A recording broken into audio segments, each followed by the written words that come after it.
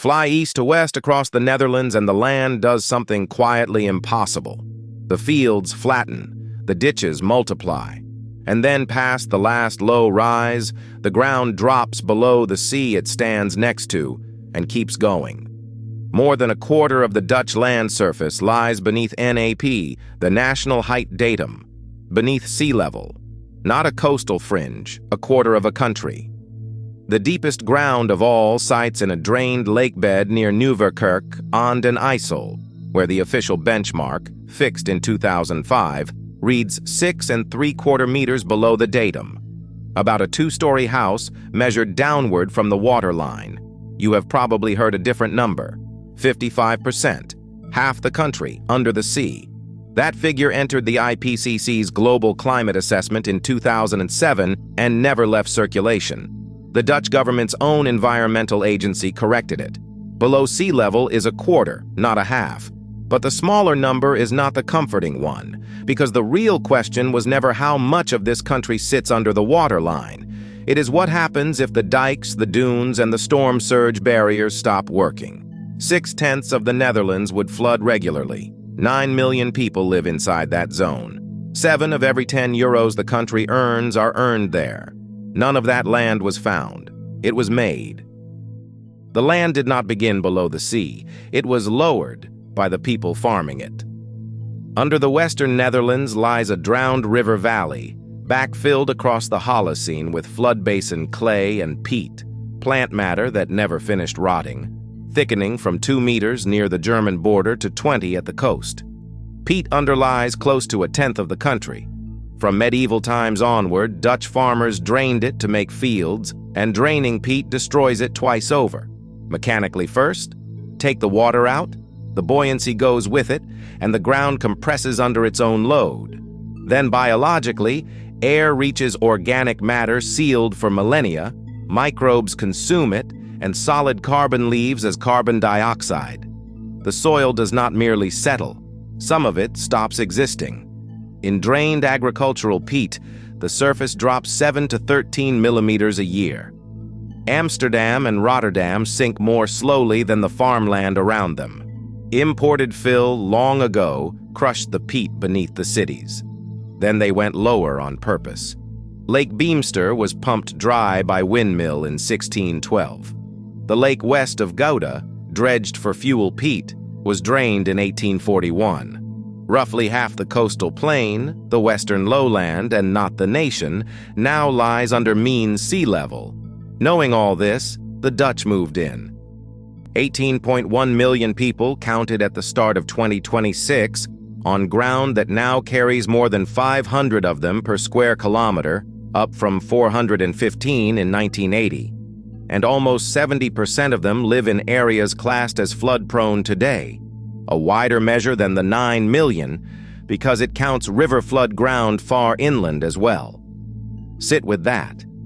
This is not a country that inherited a dangerous location and made the best of it. It is a country that took the most exposed ground it had, drained it, and then concentrated its people, its farms, and its money on top. The reclaimed ground is not marginal land.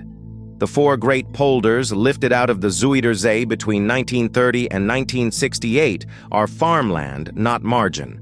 Nationally, Dutch agricultural exports were worth 137.5 billion euros in 2025, up more than 8%, though most of that rise was price, not volume. At the delta mouth, the port of Rotterdam moved 428 million tons of cargo in that same year, built where a river system empties into a sea that has to be kept out. All of it sits inside the flood zone, which means the flood zone has a price. That price has been measured. Under the widest official scenario, the extremely low probability case, 53% of Dutch GDP sits in flood-exposed territory, about 525 billion euros.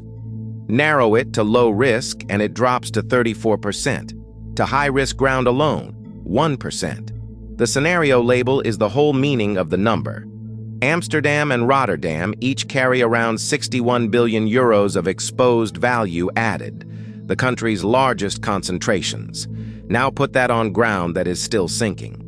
Subsidence damage to urban infrastructure alone could cost up to 5.2 billion euros by 2050, and the area vulnerable to waterlogging is projected to grow from 470,000 hectares in 2021 to 690,000 by 2100.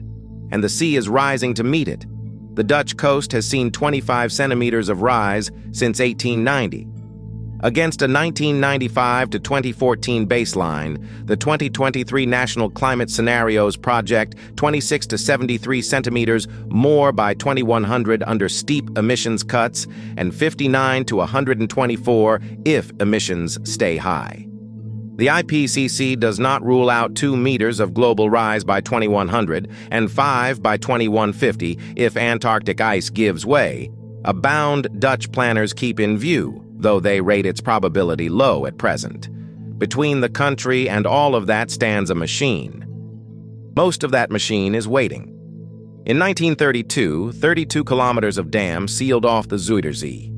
Off Zeeland, the Eastern Scheldt Barrier runs 9 kilometers on 65 concrete pillars, carrying 62 steel gates. When 3 meters above the datum is forecast, about once a year, all 62 come down together in about 75 minutes. Guarding Rotterdam, 2 steel gates, 210 meters long, swinging on ball joints that weigh 680 tons each. No one pulls a lever, the computer closes it. Since it opened in 1997, that has happened for a real storm at its true threshold once, in December 2023. 2 earlier storm closures ran under deliberately lowered test criteria. The ceremony declaring the Delta Works finished came in 1986. Construction did not stop. The Rotterdam Barrier was still 11 years away. Then the doctrine inverted. After the river crises of the 1990s, engineers accepted that dikes cannot be raised forever and gave the rivers room to spread instead. In 2017, the standard itself changed. No longer a water level to be held, but a probability of death. No more than 1 chance in 100,000 a year by 2050 for anyone behind a primary defense. 21 elected water boards run the daily work. All of this was bought with a single night. The last night of January, 1953. A deep low crossed the North Sea, its core pressure down to 970 millibars, and drove the sea against the coast. At Den Helder, the wind held at 27 meters a second and gusted to 144 kilometers an hour. At Vlissingen, at 24 minutes past 3 in the morning, at the top of the tide, the water stood more than 4.5 meters above the datum. In Zeeland, South Holland, and North Brabant, the dikes failed.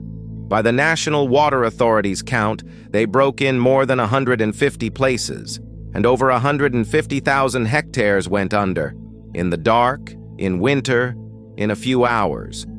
72,000 people were brought out of the flood zone. 1,836 did not come out. The damage ran past 700 million euros. What followed was not slow. A national Delta committee was seated within about 3 weeks. The first barrier was under construction within a year. In 1958, the plan became law, and the country began spending decades and fortunes to make certain that one night could not repeat.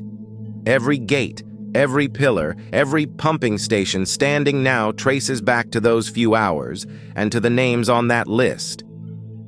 So not 55%, roughly a quarter. The correction matters. A country cannot plan against a number that is wrong in either direction. But hold both facts at once. A quarter of the land is under the waterline, and 6/10 of the country would flood regularly if the defenses stopped. 9 million people in the zone that would flood. 7 euros in every 10 the country earns. The distance between those two numbers is not geography. It is maintenance, performed continuously with no end date.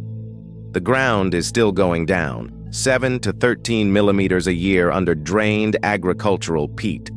Slow enough to ignore for a decade, fast enough to redraw a country in a century. The Great Barrier at Rotterdam has closed for a real storm at its true threshold once in nearly 30 years. That is not idleness. That is what a working defense looks like, a system whose entire output is an absence, the flood that did not happen. The Dutch now measure their own safety as a probability of dying, 1 chance in 100,000 a year. They know exactly what the alternative costs: 1,836 people, 1 night, 1953. The Netherlands is not a country that happens to sit below the sea. It is a country that lowered itself and then engineered permanent occupancy of the hole it made.